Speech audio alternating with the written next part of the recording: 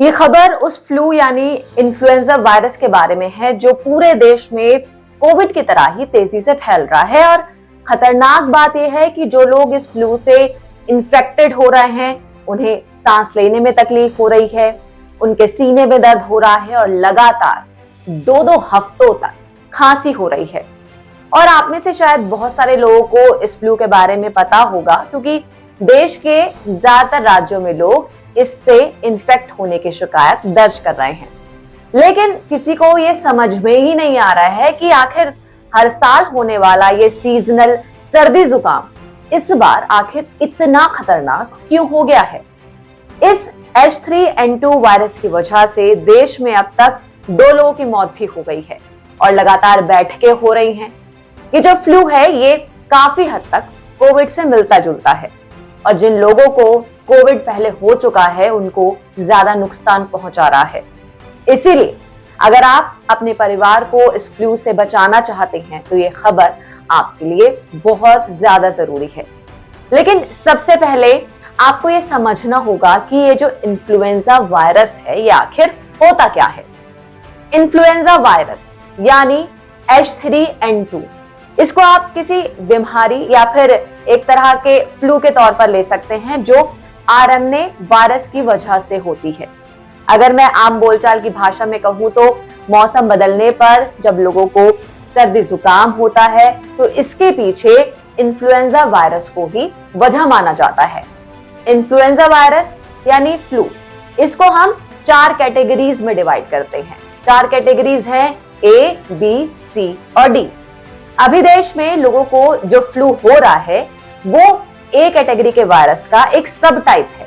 अब सब टाइप इसे आप ऐसे कह सकते हैं कि जब किसी वायरस का नया वेरिएंट होता है तो उसे सब टाइप कहते हैं। जैसे कि कोविड के अलग अलग बहुत सारे वेरिएंट आए, इस सब टाइप वायरस का नाम जो है वो है H3N2 और ये लोगों को वैसे ही इन्फेक्ट कर रहा है, वैसे ही बीमार कर रहा है जैसे कोविड का वायरस करता है।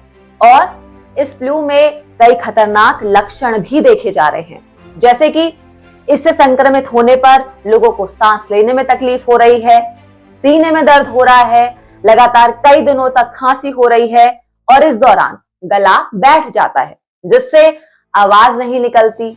5 से 8 दिनों तक लगातार बुखार आता है, मांसपेशियों में दर्द होता है और बहुत सारे मरीजों ने तो ये भी बताया है कि जब से उन्हें ये फ्लू हुआ तब से वो चिड़चिड़े हो गए और उन्हें ऐसा लगता है कि वो डिप्रेशन में है।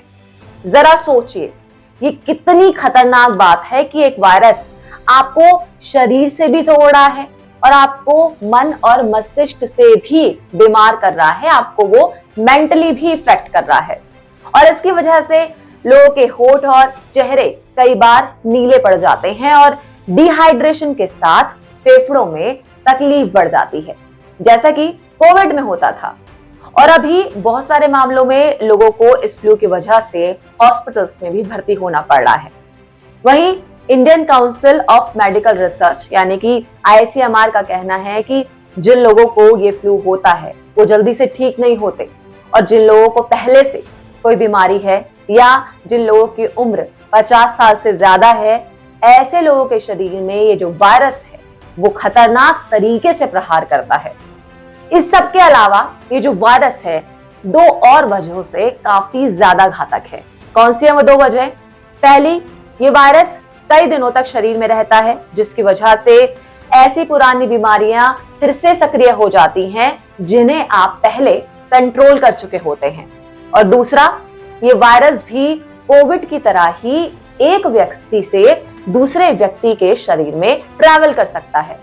और केंद्रीय स्वास्थ्य मंत्रालय का ये कहना है कि इस वक्त ये जो वायरस है वो कम्युनिटी स्टेज में है, यानी आप ये मान लीजिए कि जहां भीड़ है वहां पर ये वायरस मौजूद है और इस वायरस के फैलने की जो क्षमता है वो बहुत ज्यादा है। कोविड और इस तरह के वायरस में एक और सिमिलैरिटी मैं अगर बताऊं तो वो ये कि ये वायरस भी जो कमजोर इम्यूनिटी वाले लोग होते हैं उन्हें अस्पताल पहुंचा सकता है और जिन लोगों को पहले से ही अस्थमा की बीमारी है या फिर जिन लोगों को पहले कभी लंग्स में इंफेक्शन हुआ था या महिलाएं और जो बच्चे हैं उन्हें इस फ्लू से सबसे ज्यादा खतरा है। इसलिए अगर आपके परिवार में कोई बुजुर्ग है और बच्चे हैं तो आपको खास तौर पर इस फ्लू से बचकर रहना है। केंद्रीय स्वास्थ्य मंत्रालय और आईसीएमआर का कहना है कि जो लोग इस वायरस से अभी इन्फेक्टेड हैं या फिर जिन लोगों को ये जो फ्लू है ये पहले हो चुका है, उन्हें इस वक्त बहुत ज्यादा सावधान रहने की जरूरत है, क्योंकि इस बीमारी में सबसे बड़ा खतरा यही है कि ये जो फ्लू है वो ठीक होने के बाद फिर से परेशान करता है और फिर से आपको वही सारी प्रॉब्लम्स होने लगती हैं जो कि आपको बीमारी के दौरान होती हैं।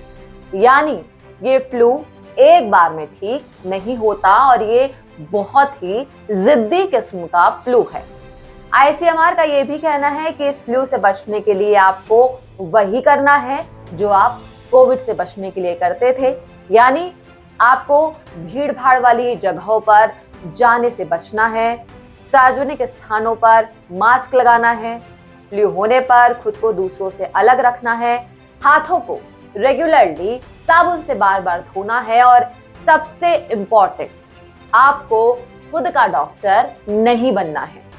अगर आपको अपने शरीर में इस फ्लू का कोई भी लक्षण दिखाई देता है तो आपको तुरंत डॉक्टर से कंसल्ट करना है और आईसीएमआर ने एक सलाह हमारे देश के डॉक्टर्स को भी दी है। वो क्या?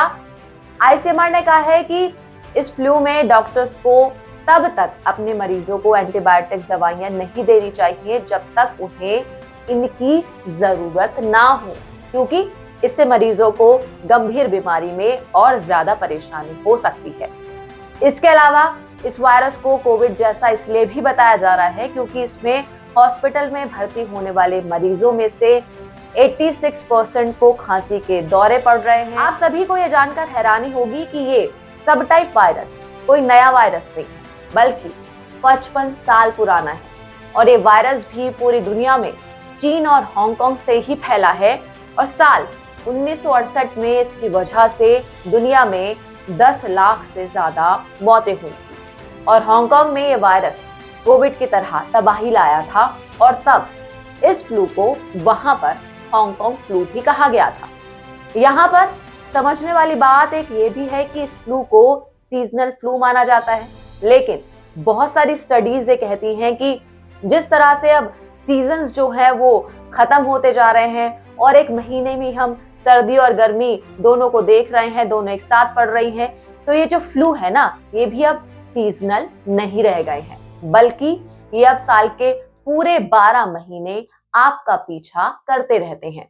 पहले हमारे घर में जो बड़े बुजुर्ग थे वो ये कहते थे कि जाते हुए मौसम यानी कि जो जाती हुई सर्दी है और गर्मी के दौरान हमें बहुत ज्यादा सतर्क और सावधान रहना चाहिए, लेकिन अब एक महीने में ही सारे मौसम दिख जाते हैं और अब किसी भी चीज का एक सीजन तो रह नहीं गया। इसीलिए अब आपको हर समय इस तरह के वायरस से लड़ने के लिए अपने शरीर को तैयार रखने की बहुत ज्यादा जरूरत है। बच्चे, बुजुर्ग और वो लोग जो गंभीर रूप से बीमार हैं उनके लिए ये इन्फ्लुएंजा काफी खतरनाक साबित हो सकता है। इसीलिए सर्दी, खांसी या बुखार को अभी हल्के में लेना ठीक नहीं है। सिर दर्द या बदन दर्द के लिए मेडिकल स्टोर से दवा लेकर आप खा भी ले तो कम से कम बुखार और लंबी खांसी के मामले में डॉक्टर से आप सलाह जरूर लें। सांस लेने में तकलीफ हो, बहुत ज्यादा उल्टी हो या बुखार हो और खांसी अगर आपको रिपीट होने लगे तो तुरंत डॉक्टर से कंसल्ट करें और जब तक इस वायरस का असर है बुजुर्ग खास तौर पर सावधान रहें। इन सब के अलावा जो अस्थमा मरीज हैं या फिर जिन्हें दिल की कोई बीमारी है उन्हें भी सतर्क रहने की काफी ज्यादा जरूरत है। जिन्हें किडनी प्रॉब्लम है उनको इन्फेक्शन से खास तौर पर बचना है। जो गर्भवती महिलाएं हैं उनको भी बहुत ज्यादा एहतियात बरतने की जरूरत है और उन्हें भी जो कि डायलिसिस पर है। असल में ये जो H3N2 वायरस है इसके इन्फेक्शन की कोई दवा ही नहीं है। इसकी वजह से जो समस्या होती है डॉक्टर उसकी दवा देते हैं, इसीलिए बचाव बहुत ज्यादा जरूरी है।